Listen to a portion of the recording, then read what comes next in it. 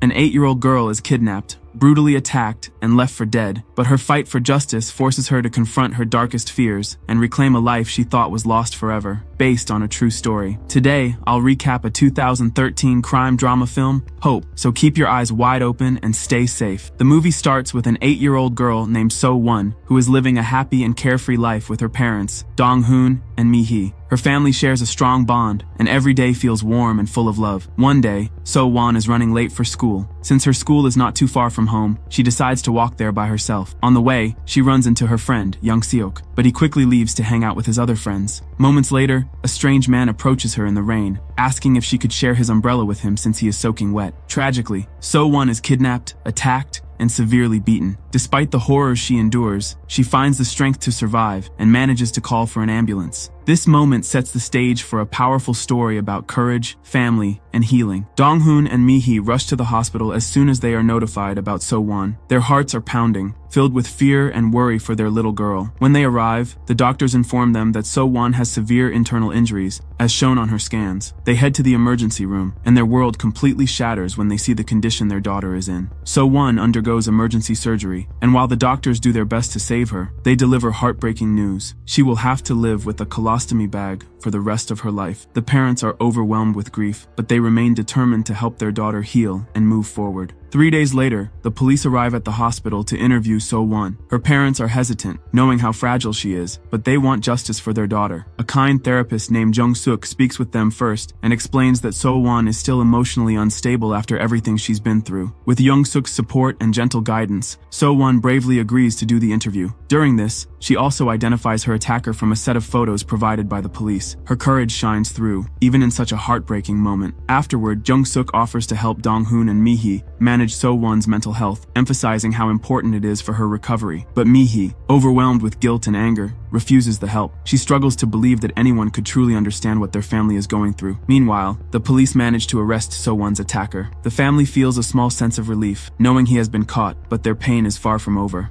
As they are moving So-won from a private room to a shared room in the hospital, Dong-hoon's phone rings. It's the police, informing him about the arrest. Without a second thought, he rushes to the police station, desperate to see the man who hurt his daughter. When he gets there, he is overwhelmed by the sight of news reporters swarming the station, cameras flashing, and microphones shoved in his face. Feeling trapped and unable to handle the chaos, he quickly rushes back out, his emotions a storm of anger, pain, and frustration. All he wants is justice for his little girl. Details of the horrifying incident quickly make their way onto the news. The reporters even reveal the hospital where So-won is staying, putting the family's privacy at risk. When Dong-hoon learns about this, panic takes over. He rushes back to the hospital, determined to protect his daughter from any further harm. As soon as he gets there, he carefully carries So-won upstairs to a new room, hoping to keep her safe and away from prying eyes. But on the way, her colostomy bag starts leaking. Dong-hoon tries his best to keep calm and gently sets So-won down on the bed. Mi-hee goes to check on her daughter and notices the leak. The sight overwhelms her, and she runs out of the room, desperately calling for help. Shortly after, the stress and exhaustion become too much for her, and she faints in the hallway, leaving the family in yet another moment of chaos and heartbreak. The traumatic incident is still fresh in So-won's mind, and it haunts her every moment. As Dong-hoon tries to comfort her after moving her to the new room, she suddenly starts crying and screaming at him to stop. Her voice is filled with fear, and her small hands push him away. Dong-hoon freezes, confused and hurt, until it hits him. So-won is terrified of men now, even her own father. The realization breaks his heart, but he steps back, not wanting to scare her any further. The nurses rush in to help with her leaking colostomy bag, taking over while Dong-hoon watches helplessly from the corner of the room. All he can do is silently hope that one day his daughter will feel safe again. Mi-hee's condition worsens after she faints, and she is also hospitalized. During her checkup, the doctors reveal a surprising piece of news. She is 5 months pregnant. Dong-hoon sits alone in the hallway after hearing this, his face buried in his hands. Tears stream down as he quietly sobs, overwhelmed by everything that has happened. The weight of So-won's trauma, Mi-hee's health, and the news of another child feels like too much to bear all at once. It's clear that the aftermath of the situation has taken an emotional toll on him, leaving him searching for strength to hold his family together. Later that night, Dong-hoon tries once again to talk to So-won. He sits gently by her bedside, hoping to connect with her like they used to. But So-won pulls the blanket over her head, hiding herself in silence. She feels too embarrassed and ashamed to speak, and the fear inside her won't let her meet his eyes. Her trauma has built a wall between them, leaving Dong-hoon heartbroken and unsure of what to do. Determined not to give up, he begins thinking of new ways to reach out to his daughter. He knows that even if words can't bring them closer right now, he has to find some way to make her feel safe and loved again. The next day, Mi-hee and a few close friends try to brighten So-won's spirits. They dress up as colorful cartoon characters and dance around her hospital room, hoping to bring a smile to her face. Watching this, Dong-hoon suddenly gets an idea. He decides to dress up as her favorite character, Kokomong, thinking it might help him connect with her without scaring her. He knows it's a small step, but it's worth a try if it means breaking through her silence. At the same time, Mi-hee finally agrees to let her daughter receive professional help. She realizes that they can't face this alone and that So-won needs extra care to heal from her trauma. It's a glimmer of hope for the family as they slowly start taking steps toward recovery. That night, Jung-suk opens up about her own painful past. She shares that her daughter went through a similar traumatic experience and sadly, she couldn't cope with it and ended her life. Jung-suk talks about how, deeply affected by the loss, she tried to take her own life the same year. Her attempt left her in a wheelchair, but she survived, and now she dedicates her life to helping others heal from pain like hers. Her story shows how deeply trauma can affect people, but also how powerful it is to keep fighting for hope even after such dark times. Dong-hoon dresses up as Kokomong, So-won's favorite cartoon character, hoping to bring some joy to her. When he walks into her room, she looks up in surprise, and for the first time in a while, a small smile forms on her face. She reaches out and hugs the mascot, feeling safe and comforted by the familiar character. They share a warm hug, and for that moment, Dong-hoon's heart fills with hope. So-won has no idea that it's her father inside the costume, but the love and warmth they share in that moment help heal some of the distance between them. It's a small step, but it's a step toward finding each other again. So-won begins her therapy sessions, and little by little she starts to open up. At first, she can't speak, so she uses a magnetic erase board to write her thoughts instead. The trauma has made it hard for her to find her voice, but with the help of her therapist, she starts to slowly heal. As time goes on, So-won finds the courage to speak again. Each word she says is a small victory, and her family feels a sense of hope returning, knowing that healing is possible, even after such a painful experience. So-won's physical health gets better, and soon she is strong enough to go home. On the way back, she passes by the place where the terrible incident happened. The memory is too much for her, and she gets so upset that she throws up when they finally arrive at home. As the family enters, they notice something surprising. There are positive notes pinned up all around the front of their house, filled with encouraging words. The house has also been cleaned while they were away, as if someone wanted to make their return a little easier. It's a small act of kindness, but it brings a sense of warmth and hope back to the family in a time they really needed it. Young-suk, So-won's friend, feels really guilty for leaving her the day of the incident. He couldn't stop thinking about what happened, so he decides to visit Dong-hoon. When he sees Dong-hoon, he starts crying, feeling terrible about what he did. Dong-hoon, seeing how upset Young-suk is, tries to comfort him. He hands him some candy, a small gesture to show that it's okay to make mistakes. But what matters most is learning from them and trying to be better. Dong-hoon visits So-won's school to talk to the staff. He explains that So-won has a colostomy bag and asks if it's possible for her to avoid contact with male teachers for now. He knows that So-won feels embarrassed and insecure about the bag, especially because of the crackling noises it makes. To help her feel better, Dong-hoon comes up with an idea.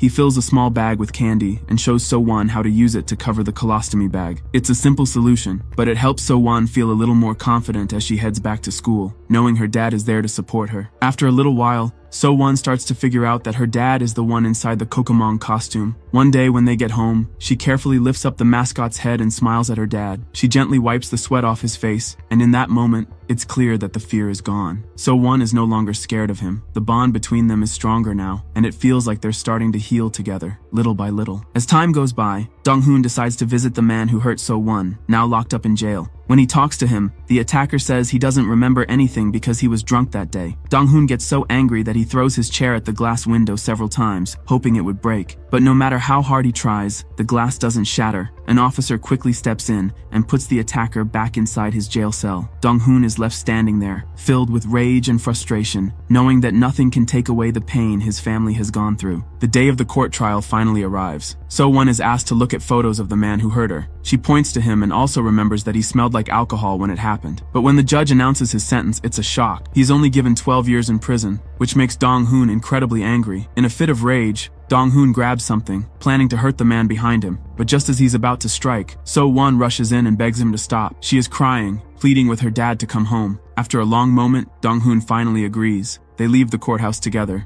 knowing that the road to healing will still be a long one, but they'll face it together. As time passes, So-won's baby brother is born. Even though things are getting better, So-won still has some tough days and sometimes has to go home from school early because she's still working through her feelings. She finds something new she enjoys, making paper crafts. She spends time building things out of paper, which helps her feel calm and creative. In the end, we see So-won playing happily with her little brother. She's holding a paper plane she made for him, flying it in the air, with a smile on her face. It's a small moment, but it shows how much she's beginning to heal and find joy again.